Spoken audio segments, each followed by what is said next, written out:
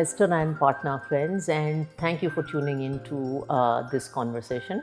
Today, I'm delighted to introduce you to a new member of the Edelweiss Mutual Fund family, Trideep Bhattacharya, who joins us as Co-CIO.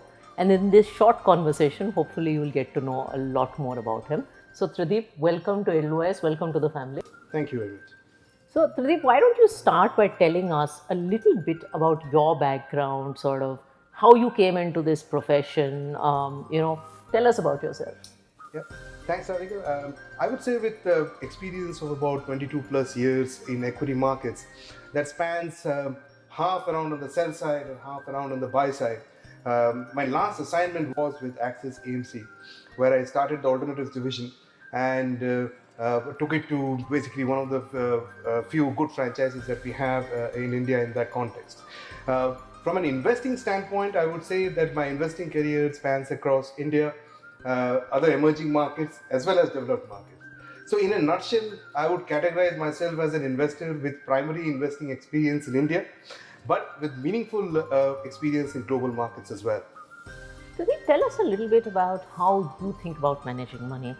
What is your philosophy? What is important to you in the money management process? I think it's a great question. I would say, if I put my mind behind that question, I would point to four pillars, so to speak, for managing money. First and foremost, I believe in Charlie Munger's concept of mental models and frameworks. I think it leads to consistency and repeatability of performance overall. The second important aspect I would highlight is that of investment process. Investment process in a way puts all the frameworks and mental models in action. That's what really as investors we care for. The third important pillar is that of risk management. This helps us avoid severe downdrafts in equity markets, which do come once in a while, as we all know. And finally, I would point to fiduciary governance. At the end of the day, we are managing money for investors and distributors. It's somebody else's money. So I believe in having a strong corporate governance and transparency in what we do. Fantastic. Now, one of the things you also mentioned was your global background. In today's investing context, why do you think that background is relevant also to Indian investing? We'll start with a light comment. If you were to sort of live your life backwards, in other words, if you have experienced old age, I can guarantee you that you will live your younger age a lot better and a lot more objective. So now coming to a more serious part of this, it makes us as investors more objective in terms of decision making. That's the first thing that I would say. Second, having seen investing in global markets, it helps me identify some of the winners in India with similar characteristics, hopefully early in their life cycle, which hopefully kind of ultimately benefits from a wealth creation standpoint. And third and finally, I would say that there are still quite a few business models which are unique globally, but not yet present in India, like Netflix, etc. And they will probably get listed over a period of time. Having done global investing, it gives me an early preview of that. So hopefully investors can benefit from the same. So, speaking of lighter note, let me also ask you a slightly different question. What do you like to do for fun? So in my pastime, whenever I get, and I do make it a time that I do, I play tennis.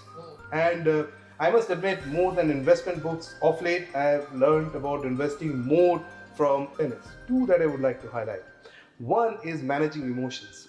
When particularly you are behind, and how you manage your emotions and still come up with the goods when it is most needed is critical. I think in live equity markets, you need more of the same. And finally, I would say, as Rod Laver said, that you are most complacent or you're most at risk when you are ahead. So when you are doing well, when the going is good and you're doing well, performance is top of the charts, that's when you need to be very careful about and not be complacent about performance. I think two of these have kind of stuck with me as the key learnings from tennis. Terrific. So, Trideep, my last question. What's the message you want to leave our investors and advisor partners with? Of course, thanks for that question. It's probably the most critical question. That's what we stand for. I think the first thing that I would like to highlight that investors and distributors should think about is that of continuity rather than disruption. In terms of the investment philosophy and the risk management principles, I would say myself and Edelweiss MF align naturally quite well. The second thing that investors could look forward to is the philosophy of sustainable and clean growth at a reasonable price. This done through a disciplined process and with sound risk management practices is what I think investors should expect over time. Terrific. And thank you all for tuning in. And you'll be hearing a lot more from Trideep and other members of our long only team very shortly. Thank you.